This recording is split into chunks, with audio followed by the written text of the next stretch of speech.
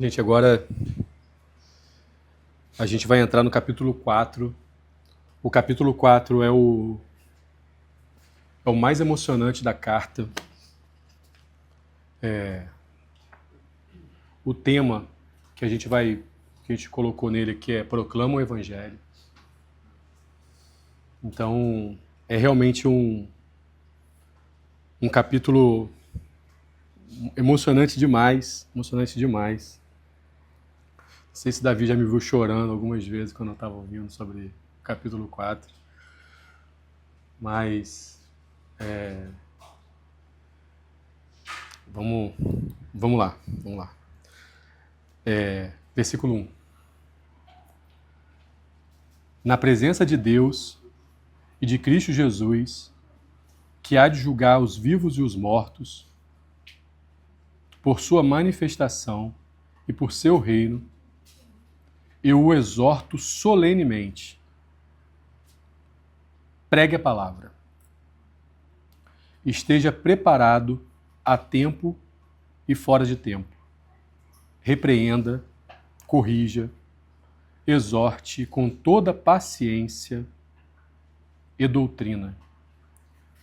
Exorte com toda paciência e doutrina. Aqui,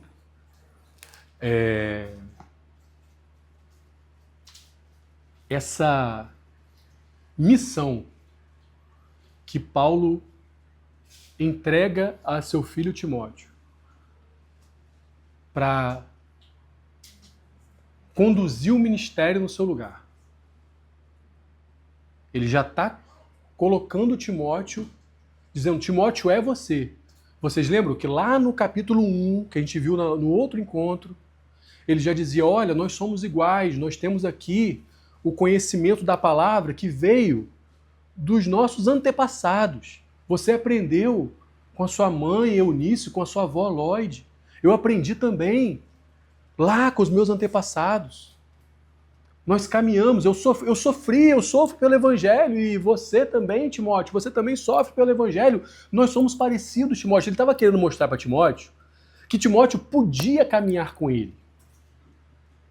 E que Timóteo seria o substituto ideal para ele.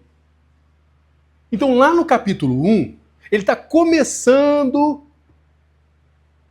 a rodar Timóteo, a rodear assim, falando, olha, Timóteo, é você mesmo. É você que vai me suceder. É você que vai continuar pregando a palavra. Porque aí ele começa a dar argumentos para Timóteo. Coisas que ligam ele e Timóteo. Dizendo, olha, você é a pessoa adequada, você é a pessoa ideal. Para ele chegar no ápice da carta, que é o capítulo 4, e dizer, pregue a palavra. Mas ele não diz assim, Timóteo, prega a palavra. Ele não diz somente isso. Ele chama duas testemunhas. Na presença de ninguém menos do que Deus e Cristo. Na presença de Deus e Cristo, que há de julgar os vivos e os mortos, eu o exorto solenemente. Esse chamado é um chamado solene. Não é um chamado que ele faz de qualquer maneira. O chamado que ele faz para Timóteo é na presença de Deus e de Cristo. São as duas testemunhas. Ele fala assim, Timóteo, vou trazer duas testemunhas para essa conversa nossa agora. Quem são as duas testemunhas? Deus e Cristo. Aqueles que hão de julgar vivos e mortos. Esses vão julgar todas as coisas. E ele está dizendo, olha, são os mais poderosos do universo. Não tem ninguém que esteja acima desses. E é diante desses dois que eu te exorto. Prega a palavra. Depois dele dizer um monte de coisa, que o mundo vai fazer uma coisa, mas você tem que ser diferente, que os falsos mestres, eles vão inventar fábulas, eles vão inventar mitos, mas que você, Timóteo, não. Você vai ser vaso de honra, utensílio de honra. Depois dele falar isso tudo para Timóteo, ele vai dizer, olha, prega a palavra. Esteja preparado a tempo e fora de tempo. Gente, o que é esse esteja preparado a tempo e fora de tempo? Olha, há muito tempo atrás não, né? Porque eu não tenho idade para isso tudo. Há algum tempo atrás, eu achava, quando eu ainda caminhava com outros irmãos, eu achava que a atividade de pregar a palavra, ela era exercida especialmente ou somente aos domingos do púlpito. Por uma pessoa, que era o pastor. Mas hoje eu entendo que não é assim. Pelo contrário. Pelo contrário. Olha o que Paulo está dizendo a Timóteo. Pregue a palavra, esteja preparado a tempo e fora de tempo. Ou seja, não é só naquele momento que está separado para você falar a palavra, não. É a qualquer momento. O que ele quer dizer aqui é o seguinte, é no caminho. Nós somos aqueles que estão no caminho. E no caminho, o que a gente faz? A gente prega a palavra. Como eu já disse desde o outro encontro, essa palavra para Timóteo não é uma palavra para um pregador. É uma palavra para um discípulo. Mais do que isso. Para um jovem discípulo. Para um jovem discípulo. A minha ideia de trazer essa conversa para vocês tem um sentido, tem um significado. Porque essa palavra foi escrita originalmente para um jovem. É claro que essa palavra é para a igreja toda. É claro que essa palavra é para todos nós. Até eu que sou jovem há mais tempo.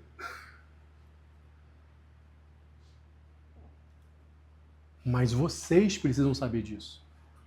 Vocês são o destinatário primeiro dessa palavra. Então, quando Paulo pensou em alguém, imagina, ele estava pensando em quem? Estava pensando no Léo, estava pensando na Ariel, estava pensando no Hugo, no Davi, em cada um de vocês. Porque a cara de Timóteo era a cara de vocês. Porque ele considerava essas pessoas o seu filho. O filho dele. Ele está escrevendo para um filho. Um texto carregado de carinho, de afeto, de sentimento. Esse texto é um texto carregado de sentimento. Não tem como a gente pegar esse texto e ler palavra por palavra do grego, o que significa isoladamente cada coisa. Não foi para isso que esse texto foi escrito. Esse texto é carregado de sentimento, é carregado de emoção. A gente precisa saber o sentido do texto, o significado do texto. Não é uma análise crítica de palavras.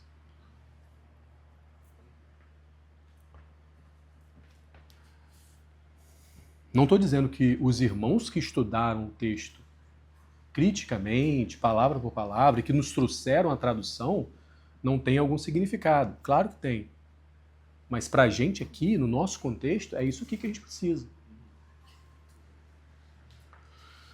Então, Ele vai dizer assim, pois haverá um tempo. Então, você tem que pregar a tempo e fora de tempo, corrigir, exortar com paciência e doutrina. Lembra do capítulo anterior, falando sobre o quê? Com a palavra, o ensino da palavra. Gente, se tem uma palavra que é o marco nessa carta aqui, é conheça a Escritura. Conheça a Bíblia. Por quê? Porque tudo que Paulo diz aqui, que a sua bússola vai ser a Bíblia. A sua bússola vai ser a palavra. E aí ele vai dizer, pois virá um tempo em que não suportarão a sã doutrina. Não suportarão. Vê se esse tempo lhes é familiar. Haverá um tempo em que não suportarão a sã doutrina. Ao contrário, sentindo coceira nos ouvidos, juntarão mestres para si mesmos, segundo os seus próprios desejos. Eles se recusarão a dar ouvidos à verdade, voltando-se para os mitos. Tu, porém, seja moderado em tudo, suporte os sofrimentos, faça a obra de um evangelista, cumpra plenamente o seu ministério. Gente, haverá um tempo em que não suportarão a sã doutrina, mas eles vão querer o quê? Mestres que digam o que eles querem ouvir. Isso, vê se no tempo atual, eu vou dar um exemplo. Vou dar um exemplo para vocês. Se você pensa que... se alguém vem com uma palavra para você que te confronta e você quer um evangelho que não te confronte, você vai entrar lá na internet e você vai começar a procurar pessoas que falem o quê? O que você quer ouvir. E o algoritmo é tão legal que a partir desse momento ele só vai te dar pessoas que falem o que você quer ouvir. Porque você vai dar uma curtida. Gente, hoje em dia é muito mais fácil do que naquele tempo. Por quê? Porque hoje em dia eu consigo entrar numa bolha. Eu consigo entrar num lugar onde as pessoas só vão falar o que eu quero ouvir, é aquele tal viés de confirmação. Eu penso uma determinada coisa e eu quero ouvir aquilo que confirme o que eu penso. E assim eu vou me enganar.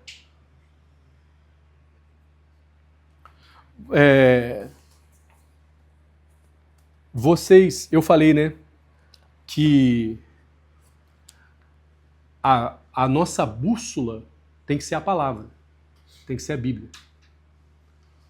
Mas eu consigo ver por aí muitos pregadores, muita gente aí na internet que tem nas suas mãos a bússola do Jack Sparrow. Lembram da bússola do Jack Sparrow? Para onde que ela aponta? Para o objeto do desejo dele. A bússola do Jack Sparrow aponta para aquilo que ele deseja. O que ele mais deseja. Assim é fácil, né? Assim é fácil. Ao invés de seguir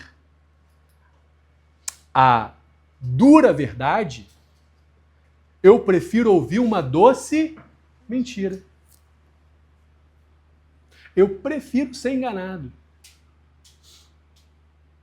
Paulo fala, são pessoas que vão ter coceira no ouvido para ouvir só o que lhes convém, só o que lhes agrada.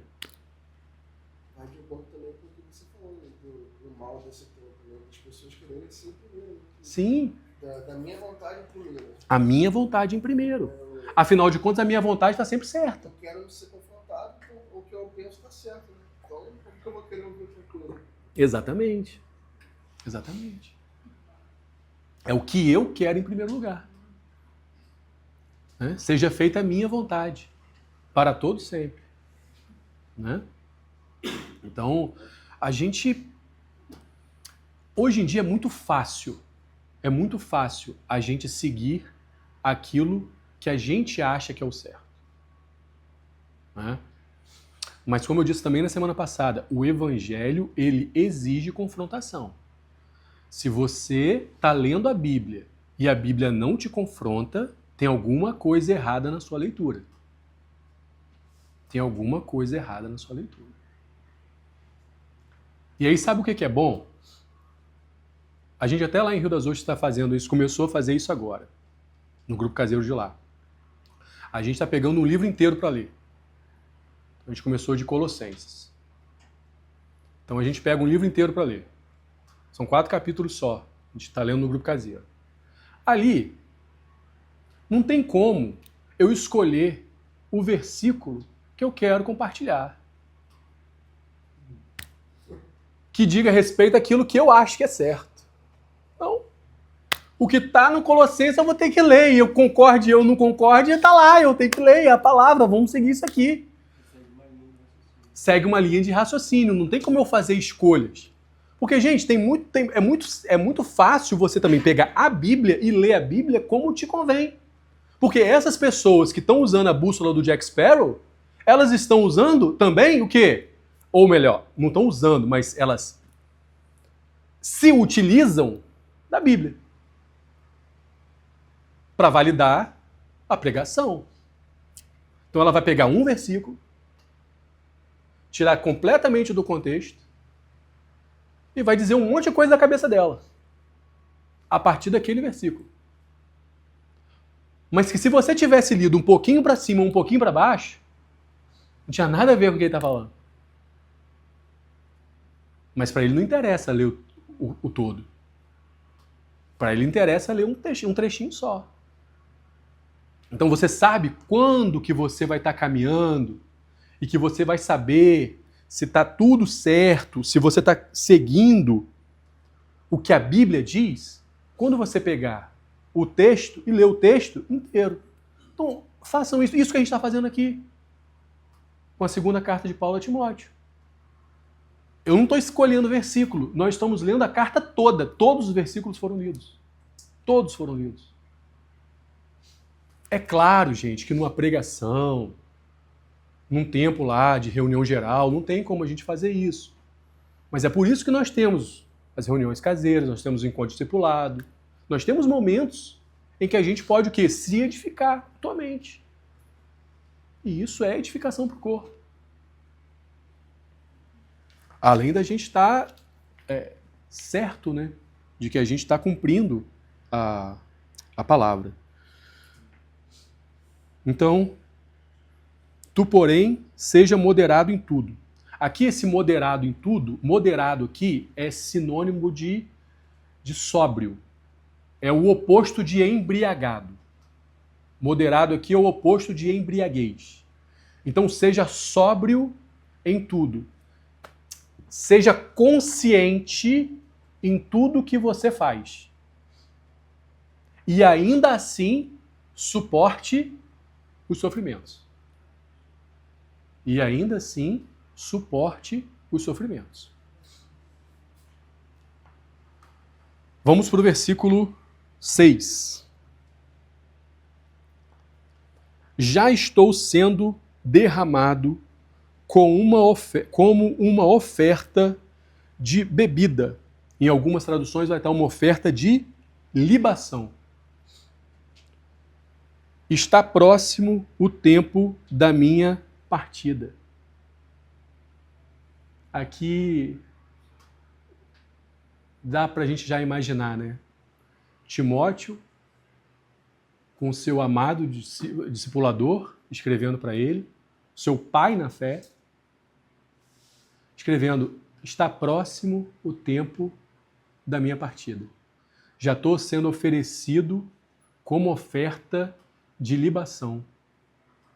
Oferta líquida. Isso aqui, oferta de libação, era o seguinte: depois dos sacrifícios que eram feitos, era jogado um vinho, um óleo, sobre o altar onde eram feitos os sacrifícios.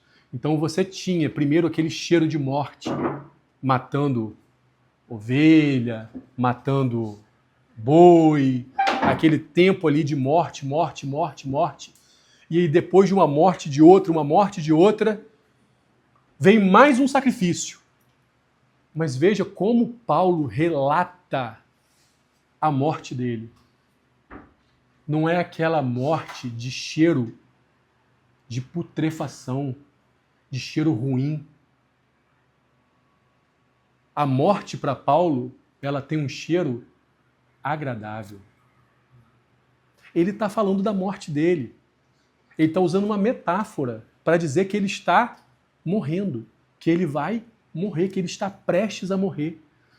Mas ele não fala, olha, vão me executar, porque foi isso que aconteceu com ele. Mas ele fala, estou sendo derramado como uma oferta de libação. É um cheiro suave, é um cheiro de vinho, é um cheiro de festa. É um cheiro de festa, né? As cores com as quais Paulo pinta a morte dele não são cores de luto, são cores vivas. É a cor do vinho, é o cheiro do vinho, é o sabor do vinho.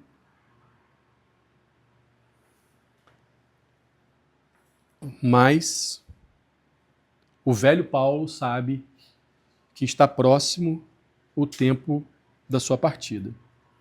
E ele vai dizer, olha, combati o bom combate, terminei a corrida e guardei a fé. Agora me está reservada a coroa da justiça, que o Senhor, justo juiz, me dará naquele dia, não somente a mim, mas também a todos os que amam a sua vinda. Então, Paulo aqui chegando no ápice da carta, e aqui ele já tinha falado um monte de coisa, deu um monte de instrução para Timóteo, mas agora ele vai e ele é bem claro com Timóteo. Timóteo, eu vou morrer. Eu vou morrer. E eu preciso que você continue esse trabalho. Eu combati o bom combate. Terminei a corrida. Fiz aqui o trabalho, fiz aqui aquilo que o atleta... Lembra que ele comparou Timóteo ao atleta? Lá naquelas metáforas no capítulo 2? Que o atleta corre de acordo com as regras para ganhar o quê? Uma coroa de louro. E aqui ele está dizendo, olha, eu corri o bom combate, eu combati o bom combate, o soldado. Completei a minha corrida. Guardei a fé e agora está reservada o quê? A coroa, não uma coroa de louro, uma coroa corruptível, mas agora está reservada a coroa da justiça, que o Senhor há de me entregar naquele dia. Mas ele não se coloca acima de todos, ele fala não somente a mim, mas a todos aqueles que amam a sua vinda. Todos aqueles que esperam ansiosamente a volta de Cristo Jesus. E aí, será que nós podemos nos colocar nesse lugar daqueles que amam a volta de Cristo Jesus? Que estamos também aguardando a coroa da vida? A que nós seja também entregue a coroa da vida, assim como foi entregue a Paulo. Ele disse que todos aqueles que amam a vinda de Jesus também receberão. Também receberão. E aqui começam as recomendações finais. Aqui já está no finalzinho da carta. Aqui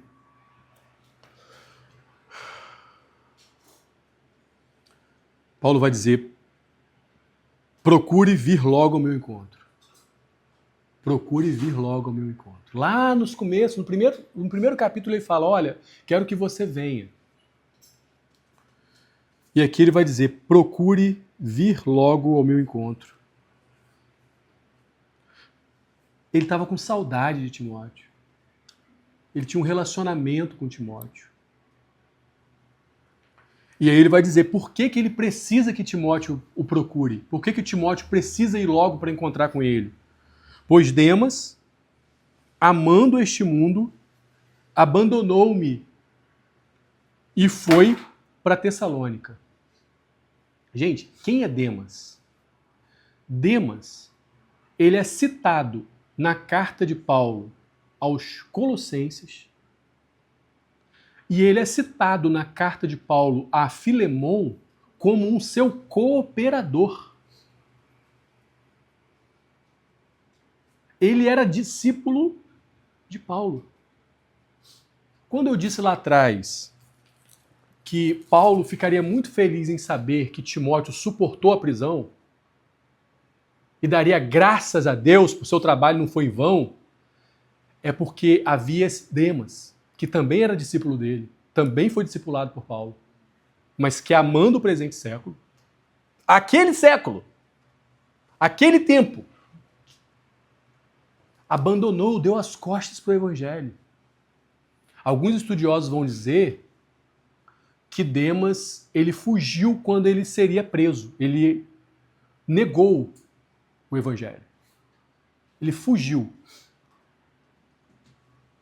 Ele recebeu o adjetivo, o pior adjetivo que um cristão pode receber, né? Fujão. Ele fugiu, ele recebeu um adjetivo de fujão. E assim, misericórdia que o Senhor tenha da minha vida. Porque Demas foi discipulado por Paulo, por ninguém menos do que Paulo. E na hora da morte, fugiu. Deu as costas. Que Deus tenha misericórdia da minha vida. Para que eu haja como Timóteo. Mas eu não haja como Demas. Então vejam, há pessoas que se desviam. Há pessoas que se desviam. E Paulo, veja como Paulo tem um conhecimento, assim, um pensamento a seu respeito, tranquilo. Porque ele não ficou pensando assim, poxa, será que eu discipulei Demas direito? Será que eu orei por Demas? Será que eu consolei Demas? Será que eu fracassei com meu discípulo Demas? Ele não pensou isso não. Ele sabia que ele tinha feito o melhor por Demas. E que ainda assim, Demas o abandonou. Não a verdade o abandonou apenas, Demas abandonou o Evangelho de Cristo. Então, gente, você está discipulando alguém e ainda assim, essa pessoa, você está fazendo o seu trabalho direitinho, não abandonou não. Você está acompanhando a pessoa. E ainda assim, a pessoa desistiu, renunciou, não renunciou a tudo que tem, mas renunciou ao próprio evangelho, foi uma escolha que ele fez, que essa pessoa fez. Né? É claro que a gente tem que fazer uma autoavaliação de como que eu estou agindo, e também não é para deixar a pessoa também ir embora, né? Porque a gente não sabe o contexto, como Demas saiu, mas fato é que Demas abandonou. E aí ele vai continuar dizendo,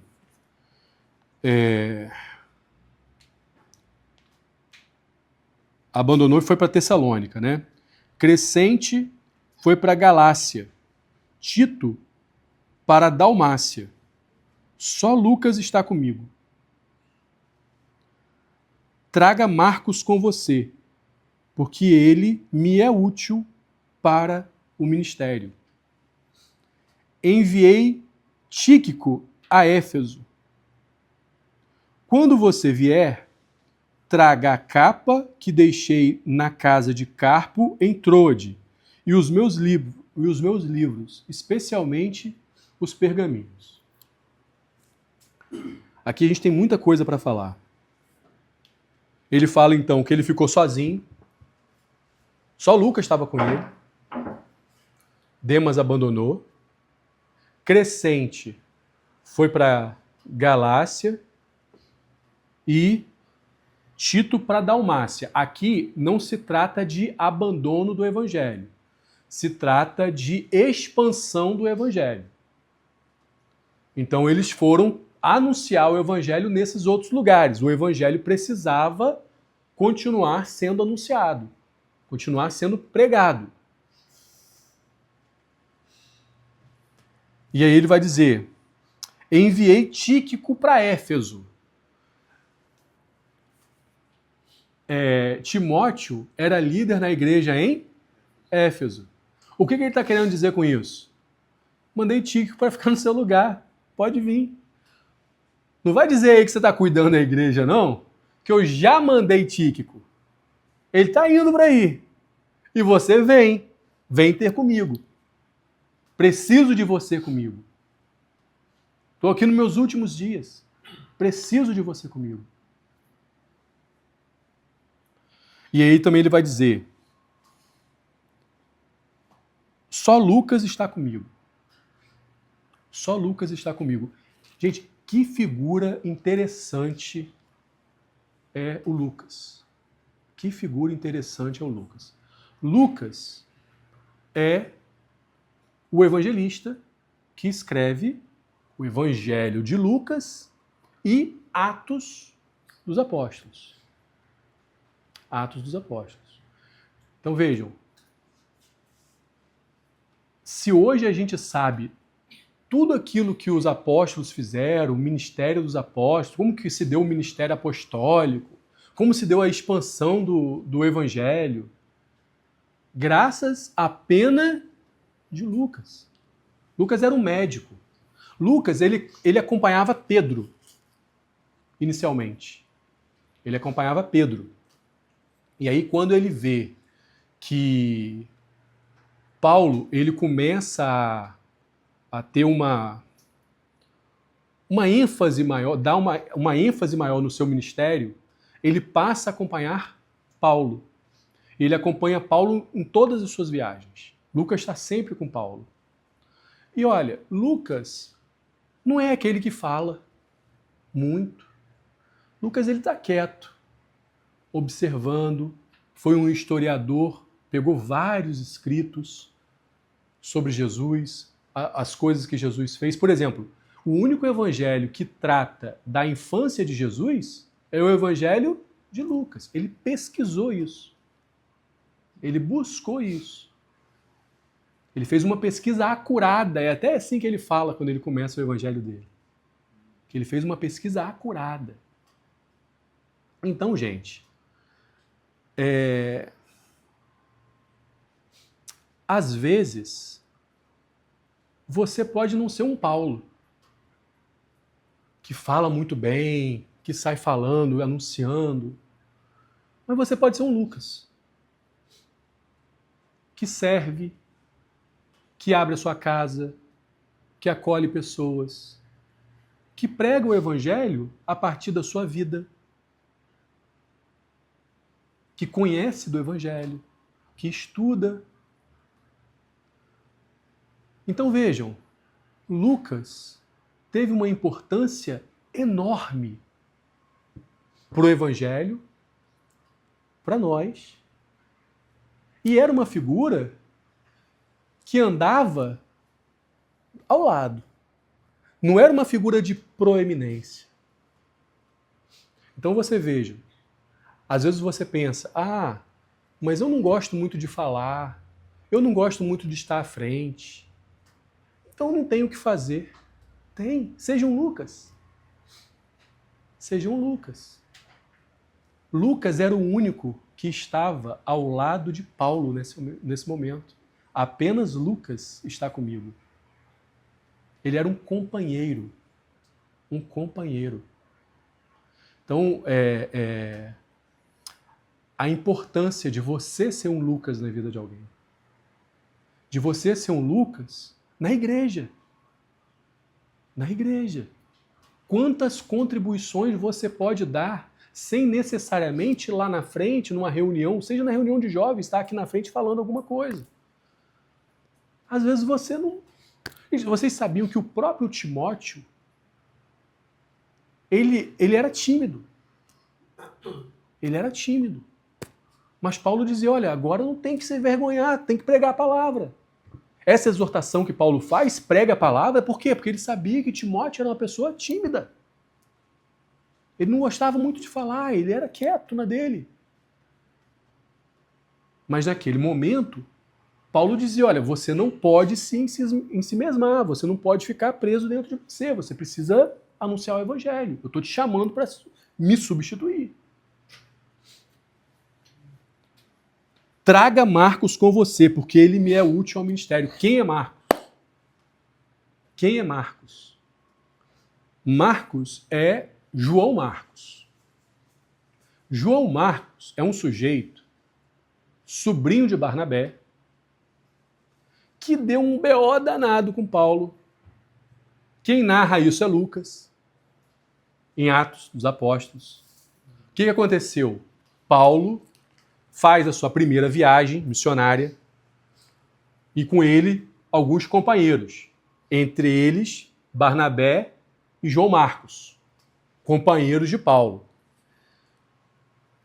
O negócio começou a pegar. Também, gente, acompanhar Paulo não é lá essas coisas não, né? Por quê? 3 viagens de Paulo, 3 naufrágios. Assim, Lucas pensou, Marcos pensou, eu não vou continuar. E Marcos não abandonou o evangelho. Não abandonou o evangelho. Mas ele não seguiu com Paulo. Ele falou, olha, vai pregando lá e eu vou pregar aqui mesmo. Você continua a jornada aí e eu vou ficar nessa congregação que a gente acabou de implantar aqui, nessa cidade. Então eu vou começar aqui, vou cuidar desse pessoal aqui e vocês continuam pregando o evangelho para lá. Paulo não gostou nada disso. Ficou quieto. Quando eles estão para embarcar na segunda viagem de Paulo, quem aparece? João Marcos de novo, junto com Barnabé, seu tio. E aí Paulo fala, João Marcos não vai. E Barnabé fala, ele vai. Ele vai. Paulo fala, não vai, porque ele abandonou a gente na primeira, ficou, não aguentou o tranco. Então ele não vai. Aí Barnabé faz o quê? Pega João Marcos e volta. Se não vai, eu também não vou. Para Chipre. E aí eles têm Barnabé e Paulo ali, tem um entrevero grave. Uma briga feia ali. E Barnabé fala, eu não vou então. E aí Silas fica junto com Paulo.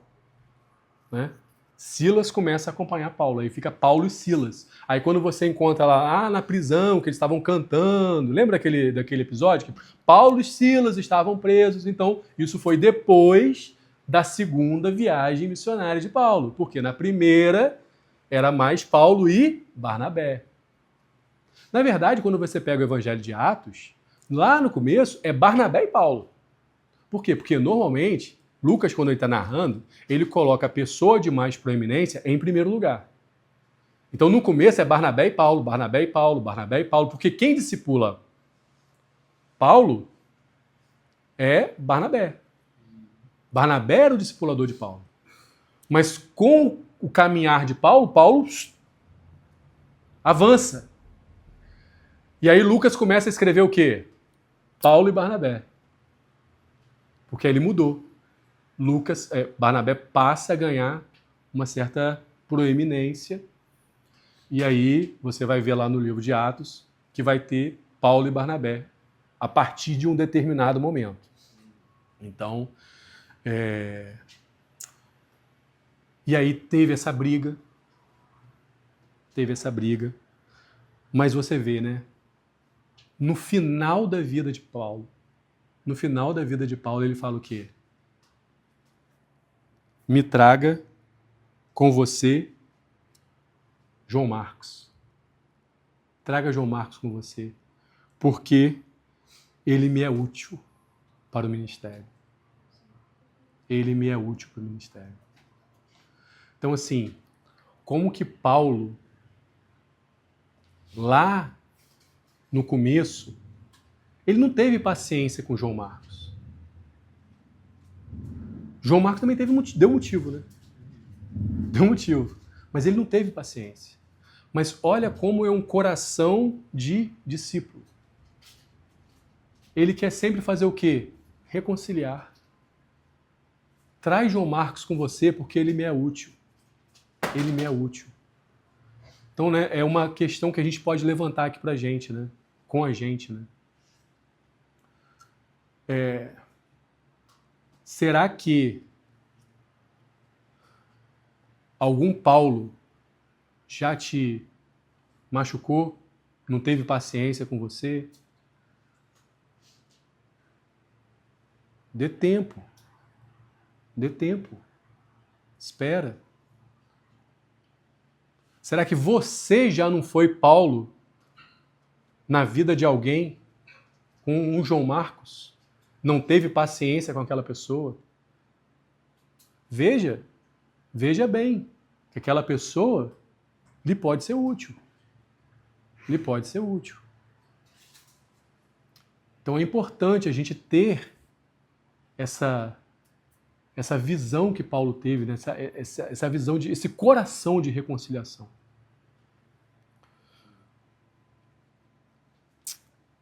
E aí, quando você vier, traga a capa que deixei na casa de Carpo, em Trode, e os meus livros, especialmente os pergaminhos. Gente, como chega ao fim a vida de um apóstolo?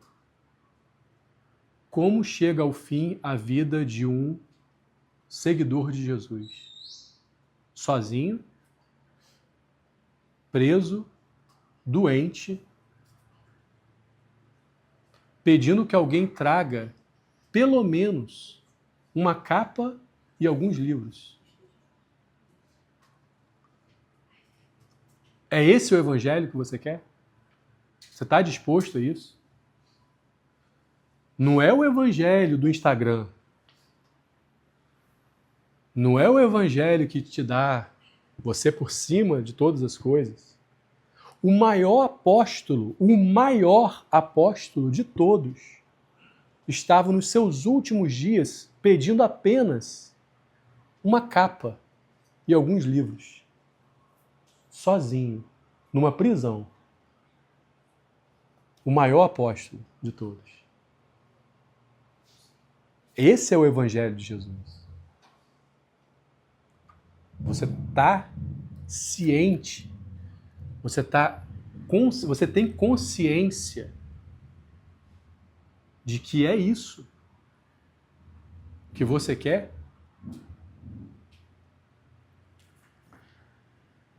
E aí ele continua. Alexandre, o ferreiro, versículo 14, causou-me muitos males. O Senhor lhe dará a retribuição pelo que fez. Previna-se contra ele, porque se opôs fortemente às minhas palavras. Na minha primeira defesa, ninguém apareceu para me apoiar. Todos me abandonaram. Que isso não lhe seja cobrado. Mas o Senhor permaneceu ao meu lado e me deu forças para que, por mim, a mensagem fosse plenamente proclamada e todos os gentios a ouvissem. E eu fui libertado da boca do leão. O Senhor me livrará de toda obra maligna e me levará salvo para o seu reino celestial. A ele seja a glória para todos sempre. Amém. Gente, Alexandre era um amigo de Paulo, uma pessoa influente. Ele era um latoeiro, uma pessoa que lidava com cobre, talvez. Mas ele era uma pessoa influente, que ele tinha combinado com Paulo de que no julgamento de Paulo ele daria um testemunho favorável a Paulo. E na hora do julgamento, ele foi o seu maior opositor. E Paulo não esconde isso de Timóteo. Timóteo, vem caminhar, vem pregar a palavra, mas vai ter gente que vai estar do seu lado, que vai estar junto com você e que vai não apenas te abandonar, mas que vai te ferir.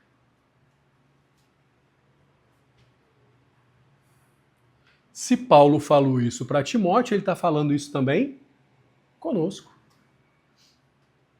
Que pode ser. Gente, Paulo é muito transparente. Ele não esconde nada. Paulo, nesse finalzinho aqui, ele podia falar assim: ô Timóteo, cuidado com as algemas, cuidado com a prisão, cuidado com as chibatadas, a chibatada dói. Mas ele falou: cuidado com um amigo que lhe fere. Isso dói. Isso dói mais que a chibatada. E não é que pode acontecer, não, Timóteo. Vai acontecer.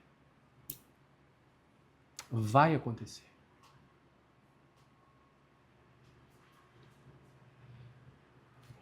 E aí, eu imagino a cena de Paulo sendo colocado no julgamento, e lá diante dele os magistrados, as testemunhas, aqueles que estão lá só para assistir, e o velho Paulo, algemado, maltrapilho, sujo, estava preso, acorrentado. E ele olha ao seu redor, procurando um rosto conhecido. E ele não consegue encontrar ninguém. Ninguém. Nesse momento, gente, acho que qualquer um de nós ia falar mal, ia xingar o outro, ia perguntar, ia se questionar. Por quê? Por que Deus? Ia brigar com Deus. Mas Paulo, nesse momento, ele teve a certeza de que Deus estava com ele. E ao invés de se defender, o que ele faz? Ele anuncia o Evangelho. Ele estava preso por causa disso. E ele falou: olha, no meu julgamento, eu dou glórias a Deus, porque eu anunciei o Evangelho para todo mundo que estava lá. Todos os opositores, todo mundo que foi lá para assistir. Sabe o que eu fiz, Timóteo? Eu preguei o Evangelho. A tempo e fora de tempo. Faz isso também. Olha o meu exemplo. Gente, se isso não deixa vocês assim com o coração na mão, eu não sei o que pode mais.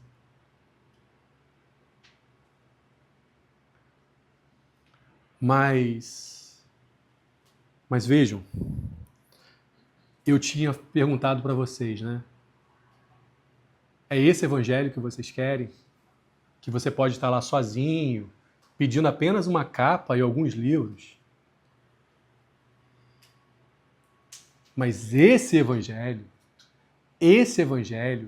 vai fazer com que o Deus a quem você serve te traga a presença dele de uma forma tão maravilhosa que você vai sentir, ainda que só haja opositores ao redor, ainda que todo mundo diga que você tem que fazer uma coisa, mas você está fazendo outra, ainda que tudo lhe seja contrário, uma garantia eu posso te dar, porque está na palavra. Deus estará contigo. E aí a resposta àquela pergunta que eu fiz, é esse evangelho que você quer? Fica muito mais fácil de responder. Porque você sabe que com a presença de Deus, você é pleno, você é cheio. Davi já dizia, o Senhor é meu pastor, não é você, o outro. O Senhor é meu pastor e de nada tenho falta. O Senhor é meu pastor e de nada tenho falta. Se o Senhor está comigo, eu já tenho o suficiente. Eu já tenho o suficiente. E aí, caminhando para o final, Paulo ainda tem tempo de mandar saudações finais. Olha, ele conta isso tudo. Ele conta isso tudo. E depois ele fala, saudações, versículo 19, saudações a Priscila e Áquila e a casa de Onesíforo. Lembram de Onesíforo, do primeiro capítulo? Saudações à casa de Onesíforo. Erasto permaneceu em Corinto, mas deixei Trófimo doente em Mileto. Procure vir antes do inverno. Eubulo, Prudente, Lino e Cláudia e todos os irmãos enviam-lhe saudações. O Senhor seja com o seu espírito. A graça seja com vocês. Então, o que Paulo faz no finalzinho, nas suas últimas palavras? O que ele fez a vida toda. Conexões entre pessoas. Saudações de fulano, de fulano. Olha, saudações de Áquila e Priscila. Áquila e Priscila caminharam com Paulo desde a igreja de Corinto, estiveram junto com Paulo durante muito tempo. Saudações à casa de Onesíforo, né? Onesíforo deu suporte a Paulo durante muito tempo. Erasto foi o tesoureiro da igreja em Corinto. Vocês sabem que a igreja em Corinto não era nada fácil, basta ler as 2 cartas de Paulo aos Coríntios. Vê os problemas da igreja de Corinto, que você vai ver que os problemas que você encontrar na nossa igreja é fichinha. E Erasto, tesoureiro na igreja em Corinto. Erasto também foi o que iniciou a igreja em Colossos, né? Em Colossos. Erasto permaneceu em Corinto, mas deixei Trófimo doente em Mileto. Gente, o homem está prestes a morrer, sabendo que vai ser morto. E ainda assim, ele pensa nos outros. E ainda assim ele fala, ô Timóteo, vai cuidar de Trófimo. Ele está doente em Mileto. Mileto é uma cidade que fica muito próxima a Éfeso.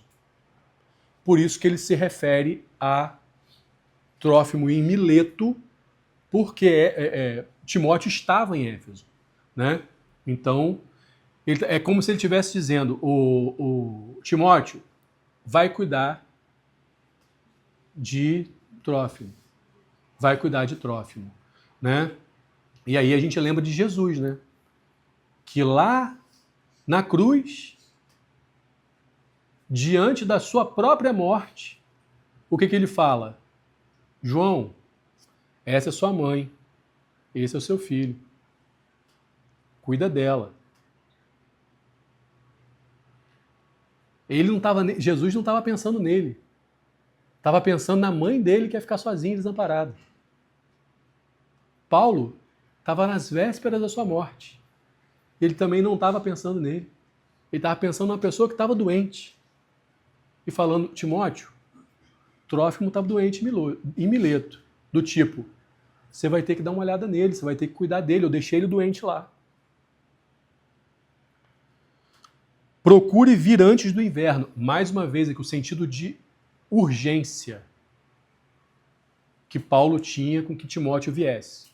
ou fosse ao seu encontro. Venha antes do inverno, porque no inverno já não dava mais para navegar. Então ele fala, vem logo. Esse venha antes do inverno significa urgência. Venha logo antes que o inverno chegue, porque se o inverno chegar, você não consegue vir. E eu quero você, eu preciso de você aqui comigo. Porque ele sabia que ele ia morrer. Eúbulo, Prudente, Lino, Cláudia, esses provavelmente são os últimos discípulos de Paulo. Seus últimos frutos. Os últimos discípulos de Paulo. É como se ele estivesse dizendo assim, ô Timóteo, se você chegar aqui e eu não tiver mais, procura por esses. Procura por esses. Porque esses são novos na fé. E aí ele cita Eúbulo, Prudente, Lino e Cláudio. E Lino, inclusive, vem a ser o primeiro bispo de Roma. Quando a gente vê depois as outras cartas, não historiadores da igreja, né? Não está na Bíblia, né? Mas historiadores da igreja vão dizer que esse Lino aqui, ele acaba sendo... Então, ele ficou firme na fé. Ficou firme na fé, né? Se aqui ele era apenas um início de fruto de Paulo, significa que ele frutificou também, né? E aí, para terminar, ele diz, o Senhor seja com seu espírito. E ele podia terminar a carta dele para Timóteo com aquele abraço, segurando no ombro de Timóteo, falando, Timóteo, eu desejo que você tenha muita saúde, eu desejo que você tenha muitos discípulos, eu desejo que você tenha muito dinheiro, eu desejo que você tenha muitos anos de vida. Mas ele falou para Timóteo algo que ele, quando era lá da idade de Timóteo, ele reclamou com Deus de um espinho na carne. E que ele diz que ele orou 3 vezes. E que Deus disse para ele, Paulo, a minha graça te basta. Paulo sabia que a única coisa que Timóteo precisava era dar graça de Deus. Porque o que levou Paulo até aquele momento de morte, sem blasfemar, sem ir contra Deus, sem ir contra o Evangelho, foi a graça de Deus. Que um dia Deus falou para ele, a minha graça te basta. O meu poder se aperfeiçoa na sua fraqueza. E um discipulador que poderia desejar tantas coisas, ele termina a carta dizendo, a graça do Senhor te basta. Graça do Senhor sobre a sua vida. E descansou a pena do poeta.